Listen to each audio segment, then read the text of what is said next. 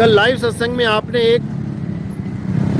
एक प्रश्न आया था कि कीचड़ में कमल है कि कीचड़ में कमल नाल है। वह ही सूरत है, कमल ही अचल है। बिल्कुल बिल्कुल, इसको समझ जाओगे सारी कहानी समझ में आ जाएगी। और इसको नहीं समझ पाओगे तो कोई भी बेअकल आएगा और तुम्हें भरमा देगा। बेअकल इसलिए बोल रहा हूं क्योंकि अकल केवल तभी आती है जब अनुभव ज्ञान होता है। अनुभव ज्ञान के अलावा जितनी भी अकल आ जाए, जितनी भी वाणियां समझ में आ जाएं, जितना भी ज्ञान हो जाए, वो अज्ञान ही है, वो बेअकल ही है। समझ लो, वो बेअकल ही है।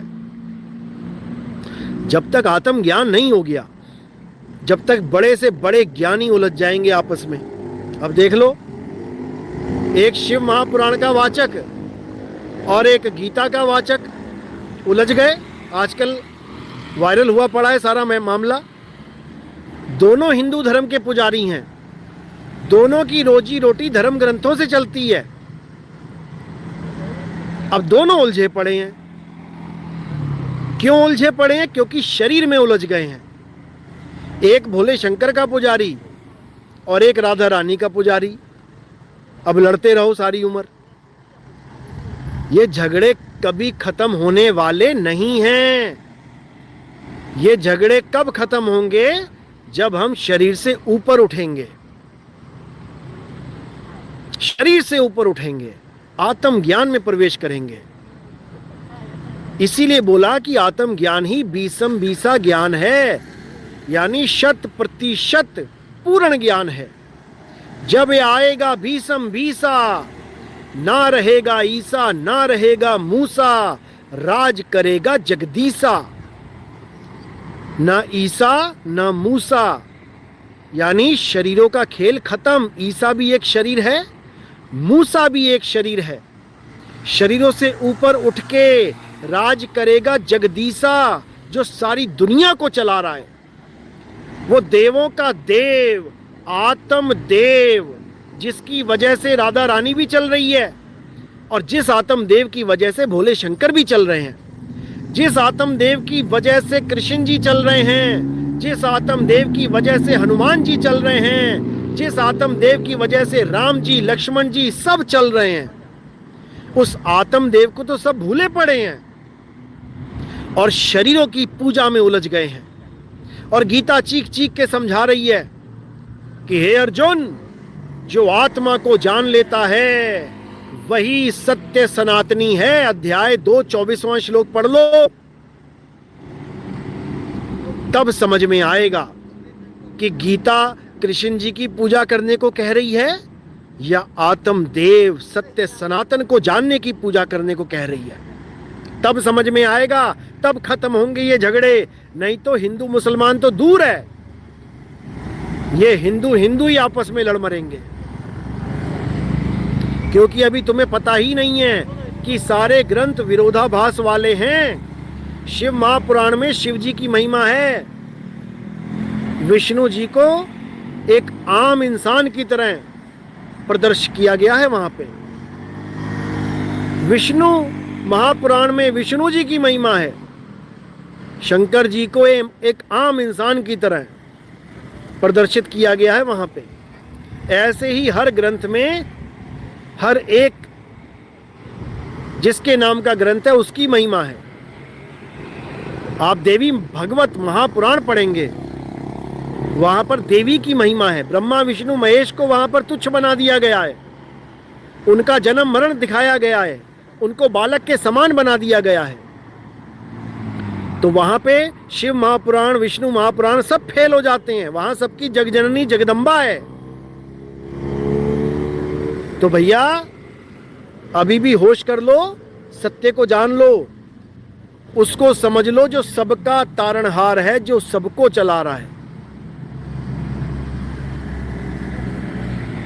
तब समझो कल्याण होगा, नहीं तो कुछ होने वाला नहीं है। झगड़े ही होंगे, झगड़े होंगे, फसाद होंगे, दंगे होंगे, FIR होंगी, कोर्ट कचहरियां होंगी, हो ही रही हैं।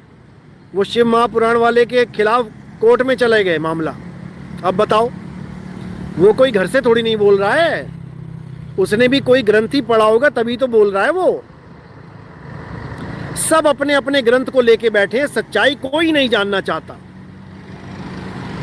सच्चाई ये है कि आत्मा ही परम सत्य है। नैनम छिंदंति शस्त्राणि नैनम दहति पावका न चैनम क्लेदंतापो न शोषति मारुता। समझ लो,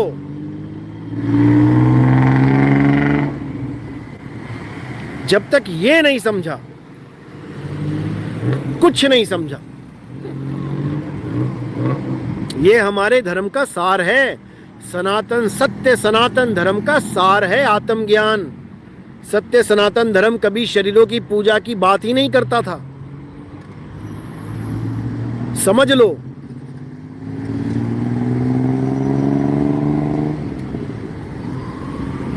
लेकिन लोग नहीं समझ पाते, भ्रमित हो जाते हैं, क्योंकि भरमाने वाले ज्यादा बैठे हैं, समझाने वाले कम हैं। समझे?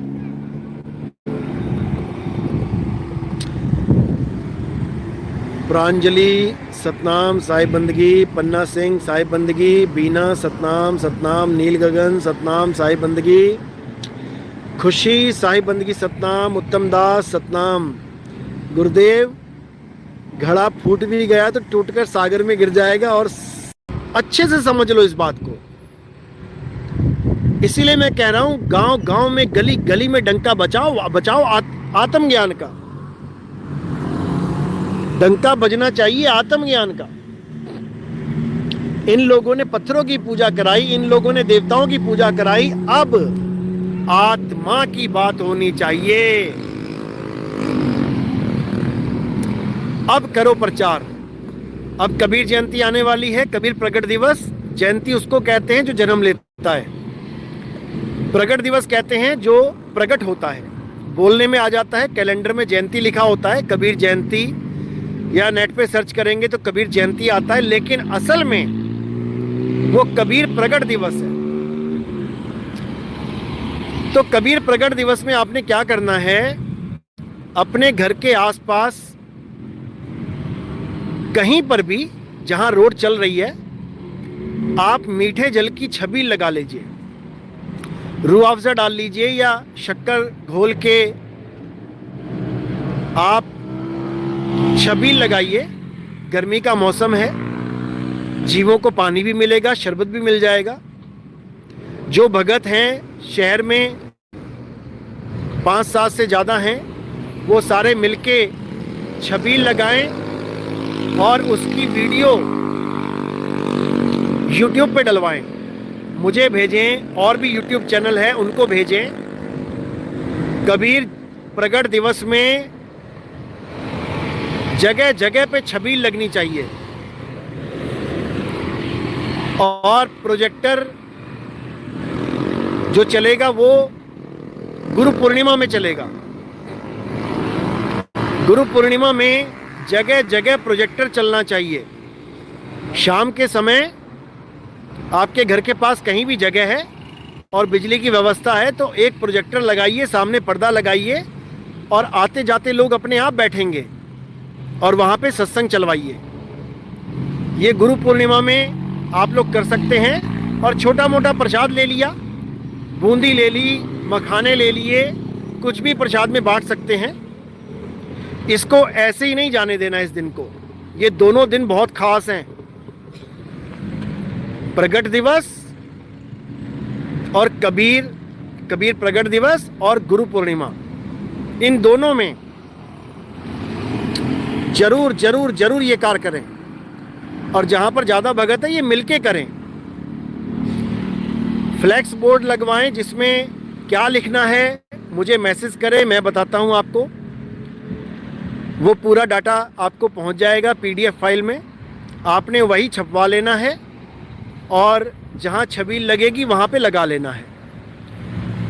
और छबील में आपने जो यूनिफॉर्म पहननी है, या कोई प्रचार करने निकलता है, गांव गांव में प्रचार चल रहा है, उसकी जो यूनिफॉर्म होगी वो भी हमारे पास बन के तैयार हो चुकी है।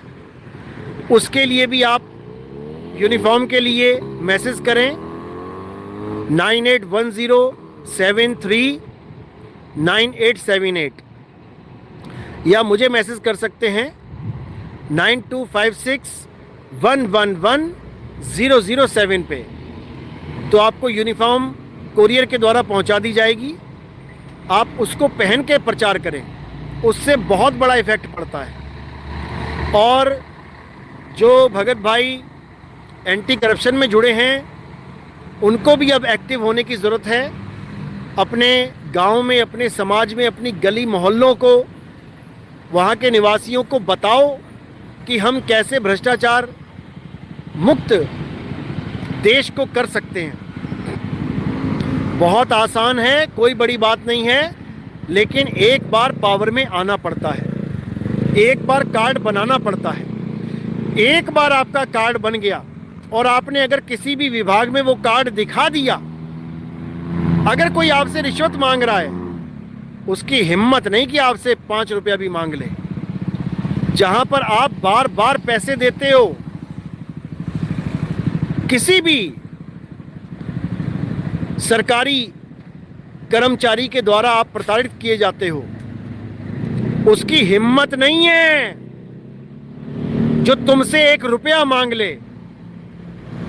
केवल एक बार कार्ड बनाने में, अगर आपने ये कार्ड बना लिया तो समझ लो सारी उम्र के लिए आप बिल्कुल सेफ मोड में चले जाते हो।